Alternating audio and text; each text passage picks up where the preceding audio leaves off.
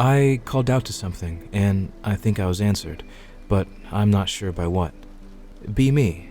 I was 14 years old or so, and I'd been obsessed with the paranormal since I was a small child. I was in Boy Scouts, and we were going to be camping in Gettysburg, essentially the most haunted place in the United States. I'm excited because it's my chance to mess with people and spook them. So I fire up the early internet and navigate across a crappy black background rotating GIF to your website. And I come across a summoning guide for shamans or whatever. In other words, spirit guide trash for hippies. Inside, I'm laughing it up, and I print out how to summon a spirit of the night or something close to that, because at the time, I was an edgy teenager and thought that this would be totally hilarious. Fast forward to the day of the trip, and the Scoutmaster happily announces that there is a surprise. 2 paranormal investigators will be visiting all the scouting campsites for the weekend. We sit down with them, and they show us pictures of the TNT area in West Virginia, home of the Mothman, one of my favorite cryptids. My interest is immediately piqued, and they show us giant lily pads, awkward-looking heron birds, and purple polluted water, etc. They then close their photo book and say, "We'll be taking photos of spirit orbs today after it gets proper dark." I ask my Scoutmaster if I can take the guys out to an old house that we saw, which was surprisingly not locked. He says fine, but to be back in an hour. We all head there, and it's fully furnished, but free of bums. I see an old doll in the corner, and I think to myself, oh, this is gonna be good. I place it at the center of a circle and tell everyone to sit down and begin a seance. I light candles, I call out to the spirit, and I cut my finger for blood, etc. I take it super seriously, even though inside I'm laughing at how spooked everyone else is getting. Eventually, it draws to a conclusion. A cold gust of wind then rips through the house, causing the few candles to go out, except for 2. Then everyone screams and says they saw a white mask floating over my head before vanishing. Everyone books it out of the house, even the older scouts. I stride out of the house smug because I think I'm hot shit and my ruse is the ruse of the century, at least in my head. But I get the feeling that something isn't quite right. My family has a history of ghost sightings on my dad's side when he was a boy. Wait, maybe it actually worked. Fuck, I get a feeling that I'm being watched. I get back to camp and everyone seems a little shaken, but most are just walking it off. A smaller scout cries, quite literally about it to the Scoutmaster, who gives me a stern lecture, and I get pulled aside by my dad, who looks furious and tells me to cut that shit out. The 2 paranormal investigators waddle up with their cameras and say it's time to go. My feeling of being watched dissipates. We start walking the old battleground as the paranormal investigators tell us different ghost stories for the area while snapping photos, and while our guide tells us the history. We get to a rock where there are initials carved into it cleanly, like with a chisel. Our guide tells us a story that goes something like, a woman who saw her husband killed on the battlefield returned from the dead and carved his initials into the stone with a burning hand, and all who trace the letters are doomed to misfortune. Naturally, the crybaby scout from before traces it. We go on our way, and there's more stories and more photos. And then, an older scout falls down and screams. His ankle is twisted, clearly broken from stepping in a rabbit hole. The crybaby scout starts losing his mind and crying. The feeling of something watching just behind my shoulder returns. The kid blabs about exactly what I did in the house, embellishing parts as children tend to do. All of the adults are now super pissed at me because Piss Baby can literally not hold his piss, as evidenced by his stained jeans. We all head back to camp, and everyone ignores me as they mull about. Whatever. Solitaire, I guess. The older scout is driven to a hospital, as the other scouts are now in a powwow about how I am a Satanist or something. It's then that we hear a weird scream from the deep woods. A chill runs down my spine. My dad says it's just a fox, and that they make weird noises. Yeah, okay, sure, I think to myself. The night goes on, and the camp lights seem to be fading in and out. All of the kerosene lamps die at near the same time. Our scoutmaster laughs and says it must be time for lights out. We all go in our tents and try to sleep, but it sounds like someone is heavily sighing or panting just outside my tent. I ignore it, assuming that people are trying to mess with me. I woke up later in the night to the sound of the crybaby scout screaming and saying, "She's gonna get me!" And my anger inside reignited, just like our campfire. Wait, what? We realized that our campfire had reignited by itself.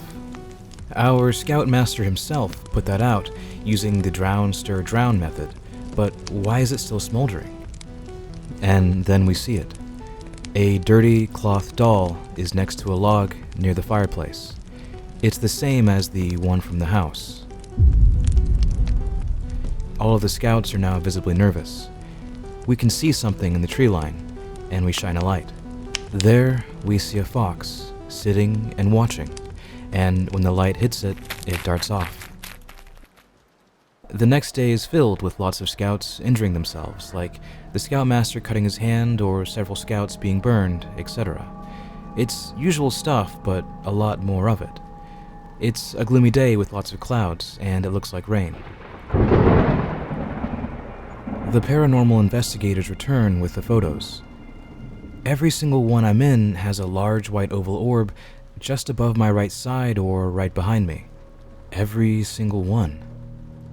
I mean, it's kind of cool, I guess, but now I'm beginning to get kind of spooked myself. Scout Cool Guy, everyone has one of these tryhards, comes over and slaps the doll from the night before on the table, asking who put it in his tent.